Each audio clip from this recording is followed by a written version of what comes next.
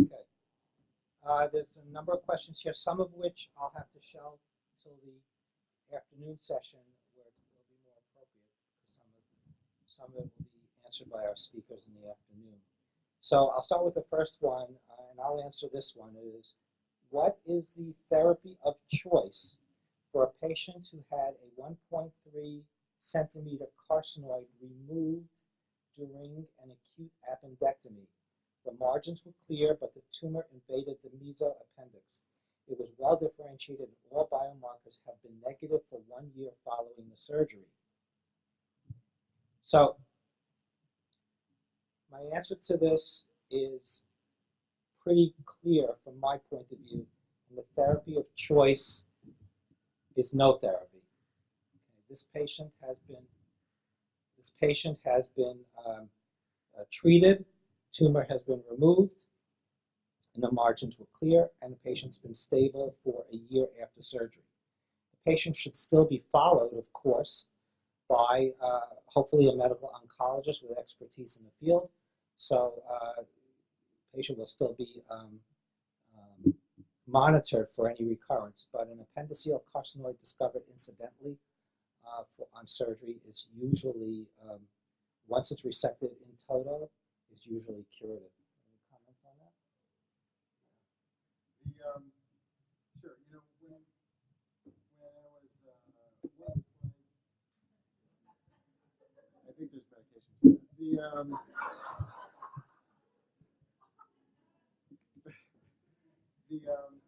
As I mentioned in one of my slides, that you have to consider the biology of disease, right? And so if you have a small, well-differentiated tumor, one would consider that a local disease, and therefore a local therapy would be appropriate. So if this was a small, incidentally found, well-differentiated lesion in the tip of an appendix with no other extent of disease or microvascular invasion or lymphovascular invasion, then an appendectomy could be deemed appropriate.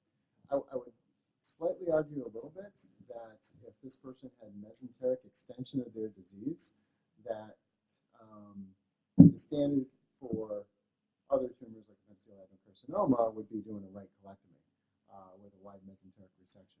So I think that you have to weigh a couple of factors in terms of the risks and benefits. I think the yield on doing a right colectomy would probably be low. However, so if somebody who's 70, 80 years old and multiple comorbidities, sure, following would be appropriate. As a 30-year-old person, I would probably lean more towards having a right at the time of the original diagnosis, yes. No, I mean, I've gone back and have, when scans are negative, and again, this is anecdotal, so again, I'm going to acknowledge the fact that the yield is going to be low, but have I certainly gone back and done a delayed right colectomy, and then boom, there's a node sitting in the base of the mesentery that wasn't picked up on imaging? Absolutely.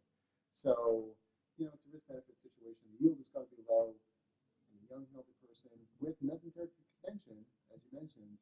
I don't think that a right colectomy is out of the question. And just to follow up, I totally concur with Dr. Hein and team, Dr. and team, pardon me. But in size, this is one part of the bowel that size does matter. You move into the small bowel, the ileojejunal carcinoids, and the size of it is absolutely unimportant because small tumors can met. But in the appendix, that 2 centimeter cutoff has been predictive. And I think the judgment of the colectomy part of it, hemicolectomy, is very, very keen. Okay, so we have some differences of opinion on that. Next question. How big does a tumor need to be in size to locate it? And there's going to be 2 answers to that. We're going to address, I think, the first one, Dr. Metz can answer us on that from his point of view, from the GI point of view. And I think this afternoon we'll have Dr. Mortsikis answer that from a scanning point of view. Yeah, sorry, I'm late to the party. Hope that the first questions weren't all the way exciting. How many did I miss, question-wise? How many questions into this are we? Just 2. Didn't do too bad. Okay, sorry, everybody. So size. Well, it all depends on how you look for these things. So each kind of imaging modality has its sort of limited ability to pick up tumors. I always make a very big point that these are biochemical diagnoses to a large extent with functional small tumors. And even if you cannot find them, that does not preclude an operation. And I think that's probably the most important point. You can look as hard as you can, and you can find nothing. But if I get patients who have a gastronoma syndrome, and we have proven that they've got the gastronoma biochemically because the gastrin is elevated and the acid is high. So they're making acid and they've got a high gastrin. I know there's a gastronoma there. There's a few differential tumors conditions you've got to exclude. But even if I cannot find it, I'm sending that patient for surgery because I know that we're going to find it 95% of the time. Same thing will happen in patients who have insulinomas, for example. Very, very small tumors, you may not find them. But that having been said, to get to the specific question at hand, how big do they have to be found? It depends on where it is, and it depends on what modality you're using. So the pancreas, for example, has nice distinction between the tumor and the pancreatic body. If you look at it with endoscopic ultrasound and you put the machine right up against the wall of the stomach and you shine it through the wall into the pancreatic body, you can get lesions as small as 3, 4, 5 millimeters. Tiny little things that you can find on endoscopic ultrasound. The Octria scanning or gallium, which is better than Octria scan, or MRIs and CTs, those are all very different. Each type of modality and each location varies. The functional imaging, Octria scan, gallium scan, PET, for example, those are dependent to a large extent on receptor density, how many receptors there are for the substrate to bind to, as opposed to the actual size of the tumor, although they are correlated to some extent. But on endoscopic visibility, our new high-definition endoscopes are unbelievable. When we got the new endoscopes, we started taking out all sorts of little things that we saw in the wall of the stomach and the wall of the colon, and oh my God, they were normal because we didn't know what we were looking at. The high definition was so good. It was like going from analog TV to high-density TV. And so very, very, very, very small lesions you can see down to millimeter size.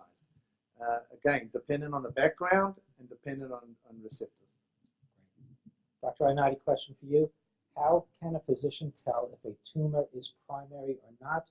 With a subsequent question, are appendiceal carcinoids generally primary? So how can you tell if a tumor is primary or not? Well, if you're dealing with a tumor of a primary organ, whether it be esophagus, stomach, duodenum, pancreas, anywhere in the GI tract, those are usually the primaries.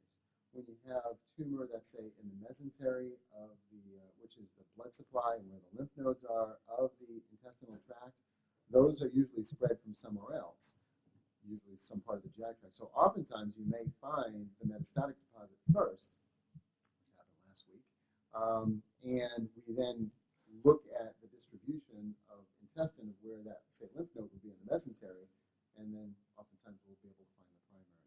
When it comes to the liver and it comes to neuroendocrine, certainly by far most of those tumors are going to be metastatic lesions. However, rarely you'll come across somebody who has a primary neuroendocrine tumor involving the liver itself. Sometimes, we'll do a very extensive search looking for the primaries, and we're not able to find them, and they might pop up a couple of years later where we can clinically image them. When it comes to the appendix, I would certainly consider, for the most part, that an appendiceal tumor is going to be a primary tumor. It's unlikely to have an appendiceal metastasis. Let me just add, I agree entirely. I don't think I've ever seen a metastasis of the appendix, but two things I'd make about that point. This is a point that Dick Warner keeps on making, and clinical experience really counts. There are these CUPs or CUPs, carcinoma unknown primary, carcinoid of unknown primary. Patients will present with metastatic disease in the liver, no known primary. Occasionally, if you go back, that person had an appendicectomy 5, 10, 15, 20 years ago. So that's something to just always think about. And the other point I'd make about primaries is you can get multiple primaries. So you might have what looks like a primary, but you might have more than one primary. And we are now finding with small bowel carcinoids that there's an association, a familial association, a chromosome abnormality on chromosome 18, where people can get multiple small little primary tumors in the small bowel. And so, you might take out 3 and there's 3 left behind. NCAN syndrome, which I mentioned also, remember, often has different primaries. They might have a Zollinger-Ellison bunch, like you saw on the one slide I showed, but they might also have a gastric type 2. They might have a PPoma in the pancreas. They might have an insulinoma in the pancreas. They might have a pituitary primary. They might have a thymic primary. So you get multiple primaries, and they're not all metastases. On the other hand, we do see people who get metastases in places where primaries occur. And it's not that uncommon, for example, to have a person who had a small bowel tumor many years ago that is metastatic in multiple places, and something will pop up in a pancreas, but it's a metastatic pancreas. So you go both ways. If I may follow up on Dr. Metz's comment, Dr. Howe, our endocrine surgeon, 2 weeks ago had a midgut or small bowel and found 75 multicentric carcinoids. And that brings the point that when the surgeon goes in, they start very high up, like at the beginning of the J. June, and come down and feel for the beads. Yeah, we had one 3 months ago of 125 multicentric carcinoids. And our series is about 46% of the midguts are multicentric, as Dr. Metz suggests. And that really behooves the surgeon and who you get to do that kind of careful palpation at the time of surgery. Because many times some are left. Okay, thank you. I have a couple of questions going to lump together for Dr. Thomas. We're going to hear from Dr. Thomas this afternoon, but I think this is going to be right up your alley without trying to give away your thunder ahead of time. First question. Some patients get Sandostatin 20, Sandostatin LAR 20, some 30, some 60. Some get shots every 28 days, some more often. Is more better? Or should we get only enough to control symptoms? I think that's a great question. A lot of times we're, just by the way, I'm Sajid Thomas at the University of Florida Medical Oncology. A lot of times I'm looking at the patient, I want to know the site of the disease, the grade, the functionality, stage, all that information sort of applies to how I think about a patient. If they have no symptoms whatsoever related to the disease, you know you have great data for somatostatin analog at a dose of 30 milligrams every 4 weeks. And now the new drug with lenalidomide at 120 milligrams every 4 weeks. So for that type of patient where you're trying to control the disease, it makes sense to go at 30 or 120 of octreotide and lenalidomide respectively. Any dose higher than that, I don't think we have a lot of data for that. I don't think there's a lot of expert and maybe anecdotal opinion out there to say that higher doses might be better, but there's no hard evidence to say that octreotide 60 is any better than 30 at this point in time. Now, if we're talking about not disease control, we're talking about symptom control. So if they're, say, you're very syndromic, you have diarrhea, flushing episodes, and 30 is no longer cutting it. You now need to take the shot every so often, every 8 hours, 100, 200. I have a lady who's taking 600 micrograms every 8 hours. I've heard of folks doing a pump to try to control the symptoms. Again, what you're trying to do is trying to get on top of your symptoms because it's not about the disease, it's about your quality of life. And if we can try to control the symptoms with higher doses of somatostatin analog, then that's not unreasonable to do that. I want to mention maybe telotrestat. Just a point and follow-up to Dr. Thomas. When we had only the sub-Q for 10 years, from 1989 to 1999, a phenomenon started to be observed. And when you think about the target tissue that the hormone works on, they have receptor subtype 2 as well, but they don't have as many as the tumor has. So if you can control the symptoms, you are giving more than enough to control the tumor because it takes more to control the symptoms because it's antagonizing at the target tissue. So the point is more is better sometimes, and when it is, you can adjust your long-acting or your depot.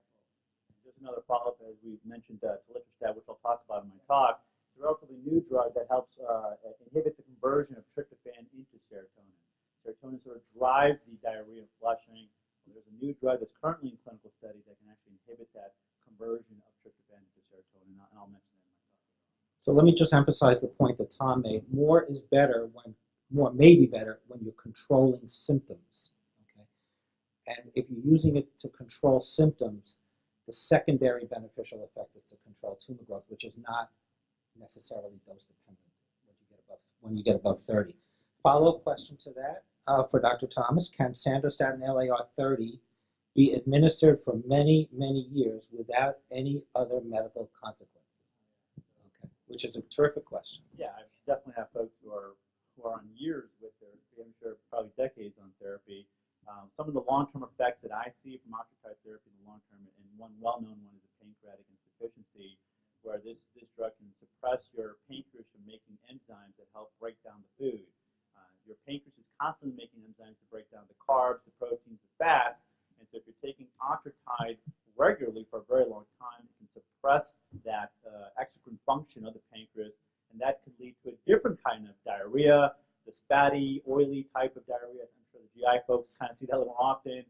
Maybe it's the type where it maybe smell a little longer in the bathroom, more so than what you have with your normal bowel movements, perhaps. That would be the long-term effect that I've seen. And the take-home point on that is, if you're on sandostatin and your diarrhea comes back, it's not necessarily the diarrhea of your carcinoid syndrome coming back. It doesn't mean the drug isn't working.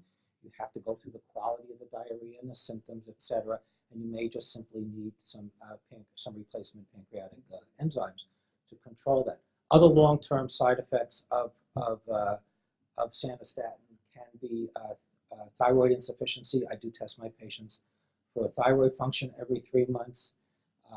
Hyperglycemia actually can be hyper or hypoglycemia, but hyperglycemia is a little more common.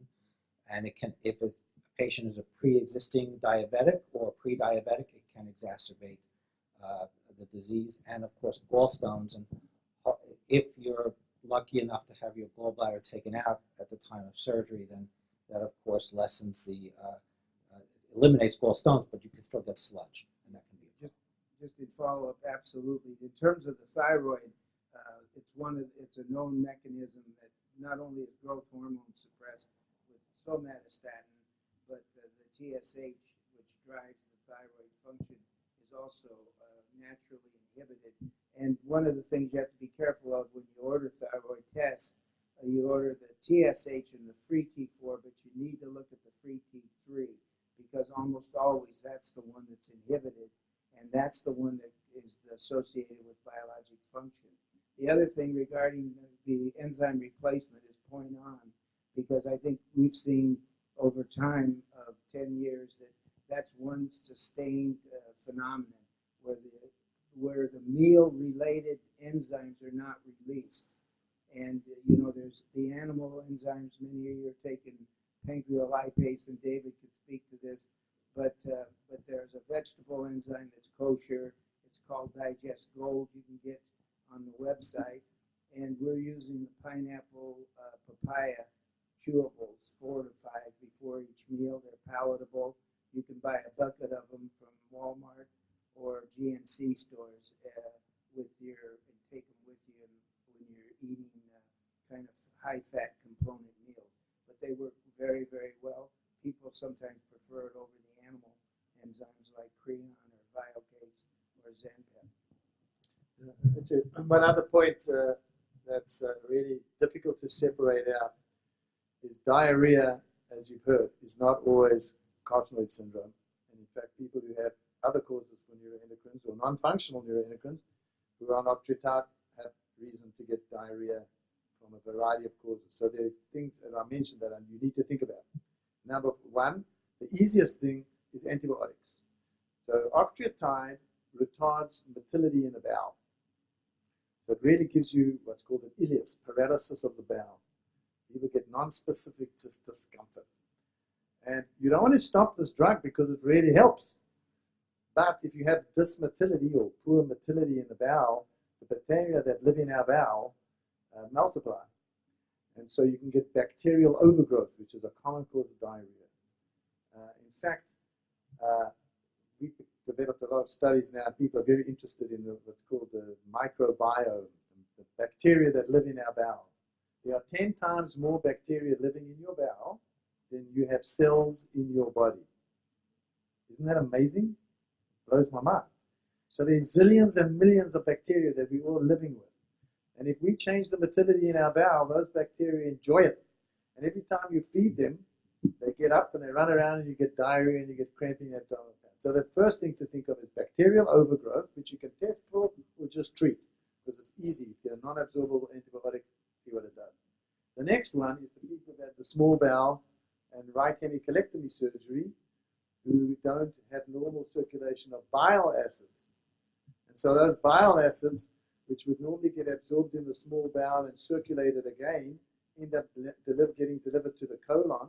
And the colon doesn't like bile acids, and you get a bile salt diarrhea.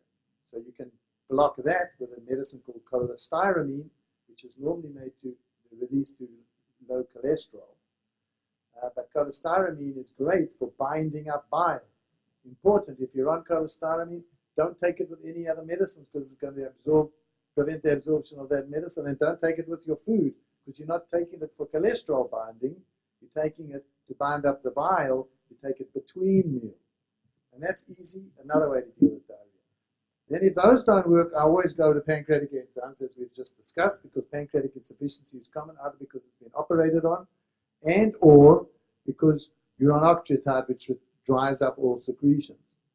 And those are three very common causes for diarrhea in patients with neuroendocrine tumors that have got nothing at all to do with the carcinoid syndrome or the lipoma syndrome or any other cause of the diarrhea. Okay, so neuroendocrine specialists, we're all obsessed with diarrhea, obviously. Just one point, and David alluded to it this morning, but it's hard to have a syndrome, as Dr. Metz showed today, without a high circulating level of a peptide or a hormone that's associated with that.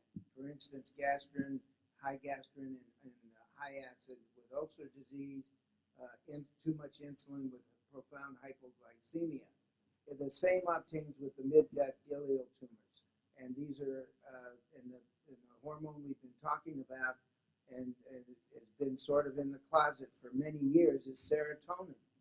And if I have patients that come in and their serotonins are less than 200 or even 250, it's very unlikely that they're going to have a serotonin-induced type of diarrhea. And therefore, the other causes and the other suggestions that Dr. Metz has made is very keen.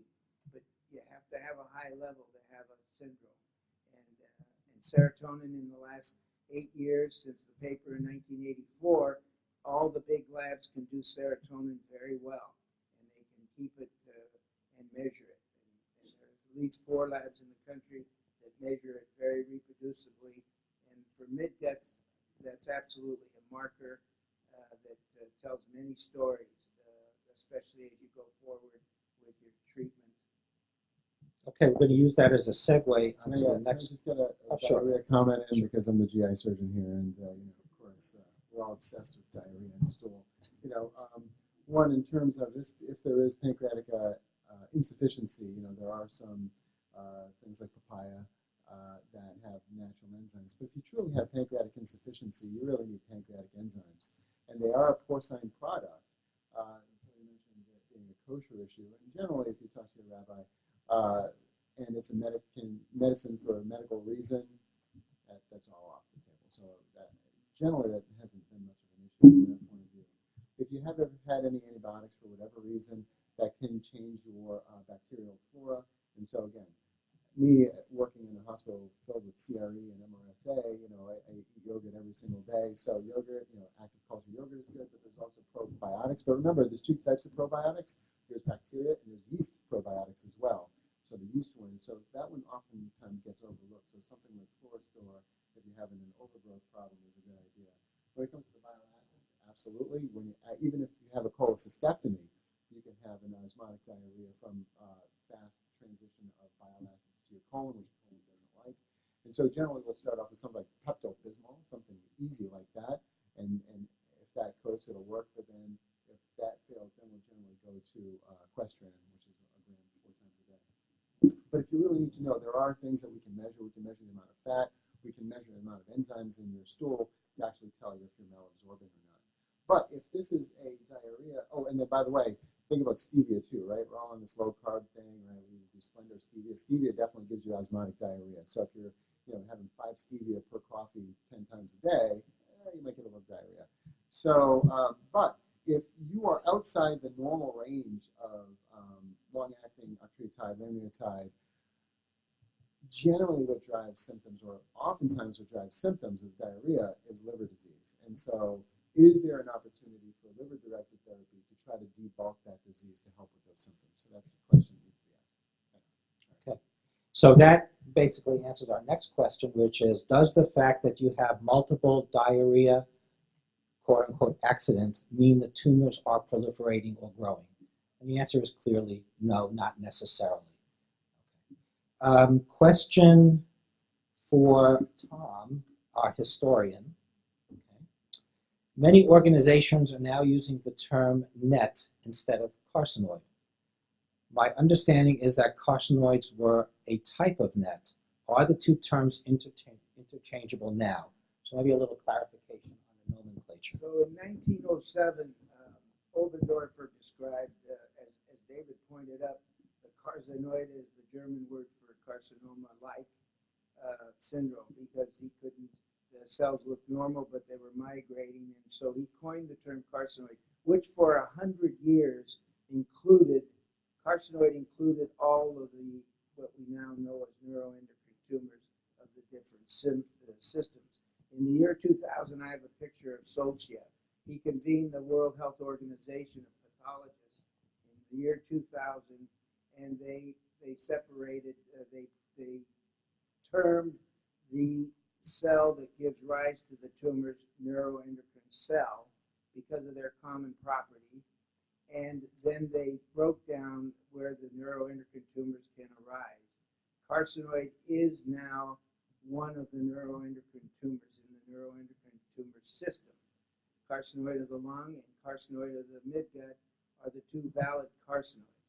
There's a very small percent of true carcinoids in the liver. In the pancreas primarily. But carcinoid tumors are defined by the cell type, which is the neuroendocrine cell, or used to be called the aphid cell. But it makes the amine serotonin, and it's the serotonin content of the carcinoid tumor that gives it. It's really, if you were to call these tumors anything, you'd call them a serotoninoma, but you don't. Carcinoid is the term reserved for the gut, midgut, and the lung mostly, and then they are under the broad title of neuroendocrine tumors. Okay, great. Two questions for our gastroenterologist and our surgeon. Approximately how long can a tumor be growing before it causes symptoms? And the second question, which is a very good question, is the PET scan the best diagnostic test to determine if a tumor is coming back? I'll stop. So how long has the tumor been there before it causes symptoms? Well, that's a very difficult one. So if you take autopsy specimens, so these are people who died from unrelated events, 1 in 100 people have a neuroendocrine tumor in the pancreas at autopsy. So there are many people out there who have neuroendocrine tumors that can be there for eons and not do anything at all. And that's a centimeter in size is what was found on that particular autopsy series that I'm thinking of. On the other hand, I did show you a gastronoma that was 2 or 3 millimeters and was causing profound symptoms in the patient. So size doesn't give you an idea of, number one, how long it's been there, and number two, whether it's causing any syndrome. As Tom mentioned, which is something I would support very, very importantly, be very wary of somebody calling a tumor a somethingoma based on the pathology and the biopsy and the path staining. So you can take a Zollinger-Ellison syndrome gastronoma tumor and you can stain it for somatostatin and it'll stain positive, or for VIP and it'll stain positive. Doesn't mean you've got the Vipoma syndrome. So what the hormone stains for is not the syndrome. In order to get the syndrome, you have to have the blood level of the product that causes the syndrome. And so this whole carcinoma debate is really, it's a accident of history. that we talk about carcinoids being mid-gut carcinoids. It's just that the term is absolutely stuck.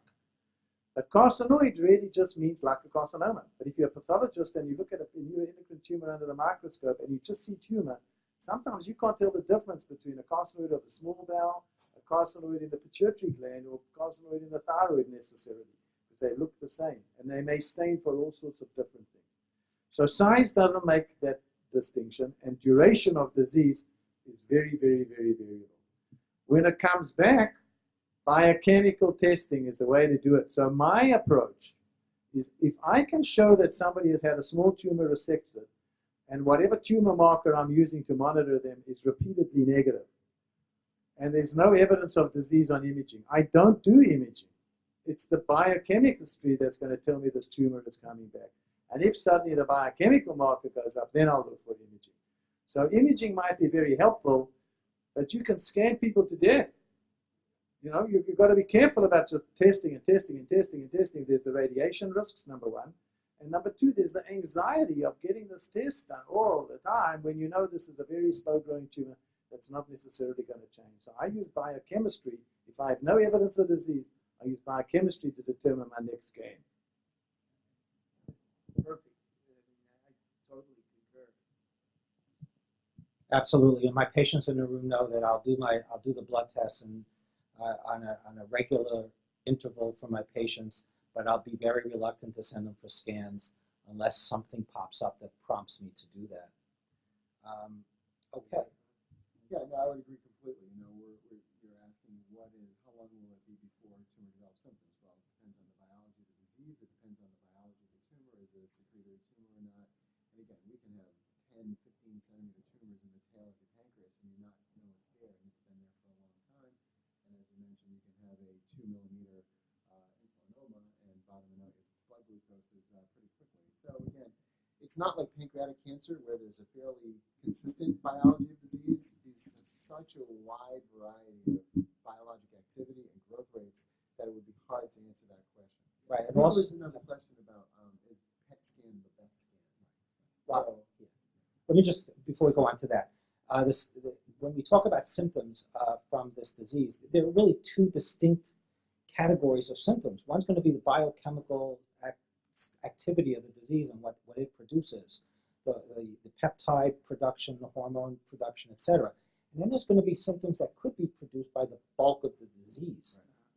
And that's going to be very different. So when you talk about, and that's a matter of sheer size, and that could be what we used to term, you know, cancer pain, the bulk of the disease, the pressure, etc. So two different categories of symptoms. Right. There's other symptoms as well. There's complications of the disease, such as bowel obstructions, which we see regularly. And then when you have a lot of mesenteric disease, mesenteric ischemia, where the blood supply is getting cut off to the intestines. So that's, again, another range of symptoms there.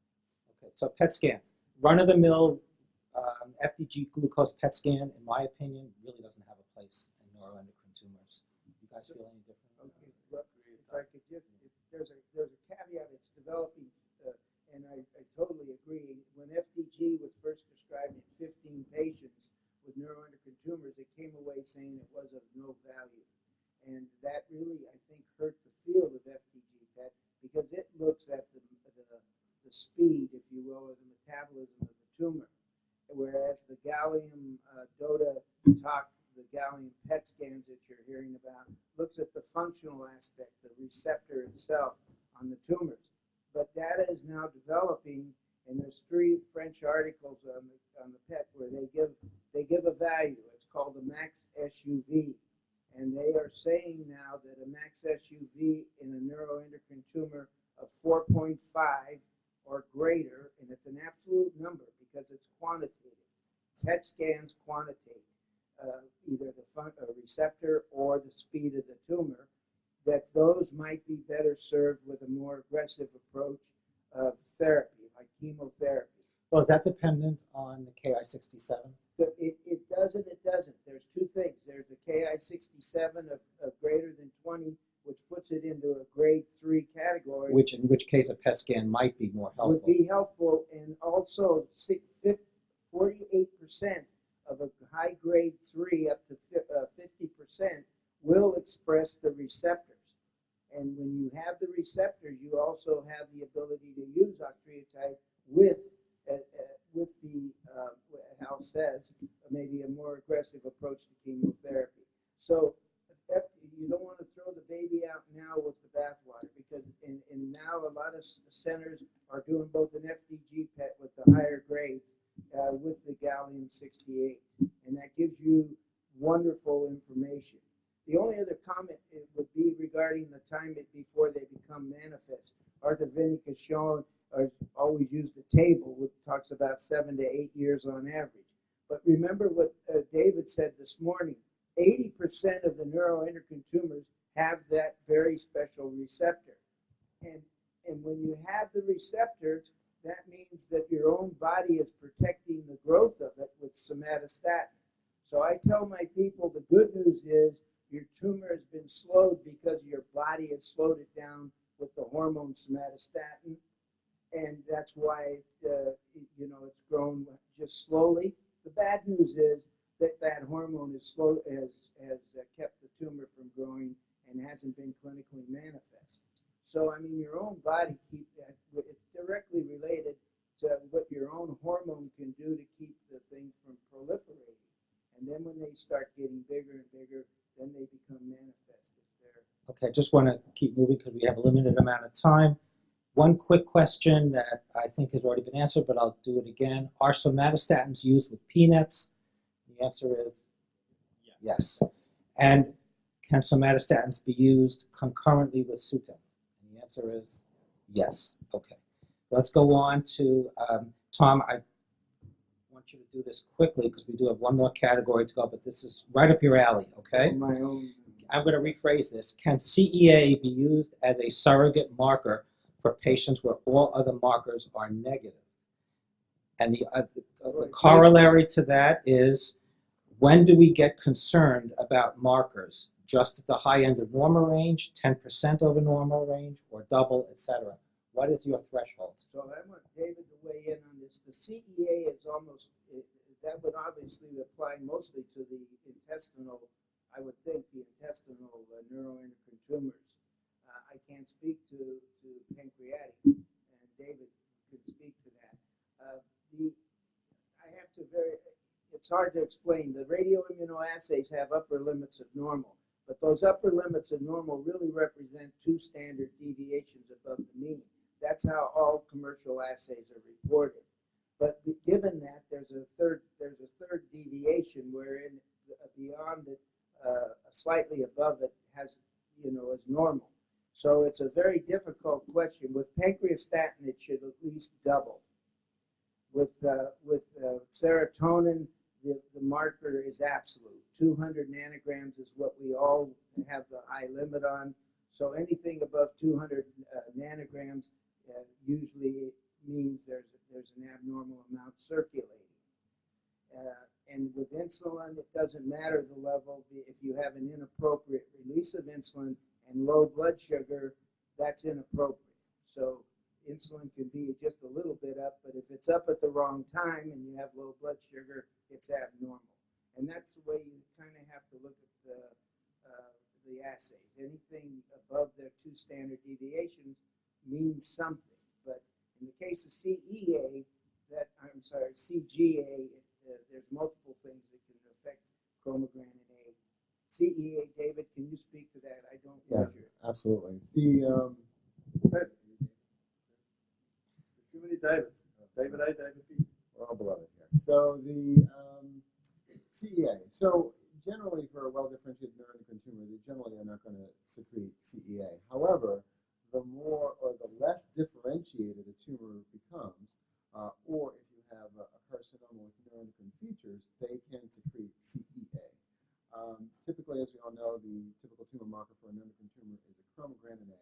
Other tumor markers that we use in GI and abdominal diseases, CEA, again, is a general tumor marker for any adenocarcinoma or carcinoma. CA19-9 would be specific for pancreatic, CA125 would be for, say, ovarian, alpha-fetoprotein would be for hepatocellular carcinoma. And what I tell people is that I wouldn't be so hung up on the absolute number. Sure, there are absolutes, and I wouldn't get so much hung up on normal ranges because those ranges are there for a population of people. And so I think when you're talking about individualized care, that number is relevant to that individual. So for instance, if you're following somebody with colon cancer, and you have a CEA level of 0.5, you do colon resection, liver resection, whatever, CEA is 0.5, follow 0.5, 0.5, then it goes 1. Now the upper limit to normal is 5. So you go 0.5, 0.5, 1, 1, 1.5, 2, 3, 4. You're still normal.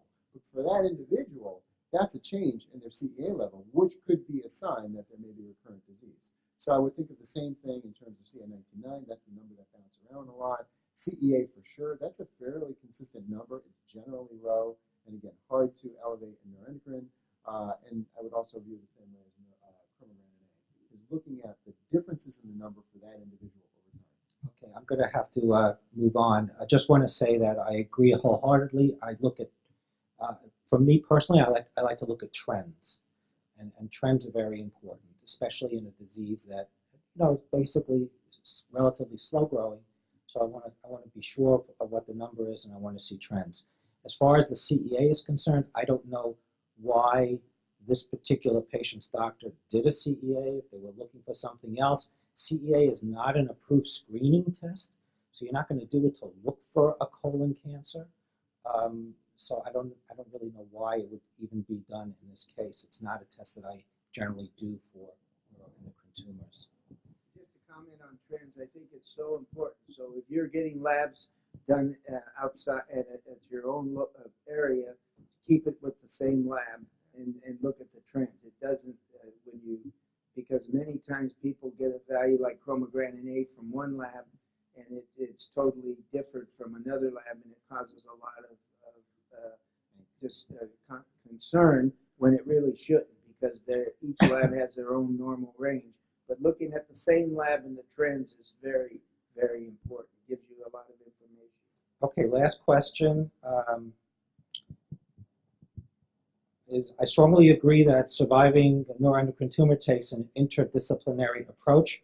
Why then can it be so challenging and awkward to get different doctors to interact, communicate, and confer together on a patient's case? Well, I kind of disagree with that. But.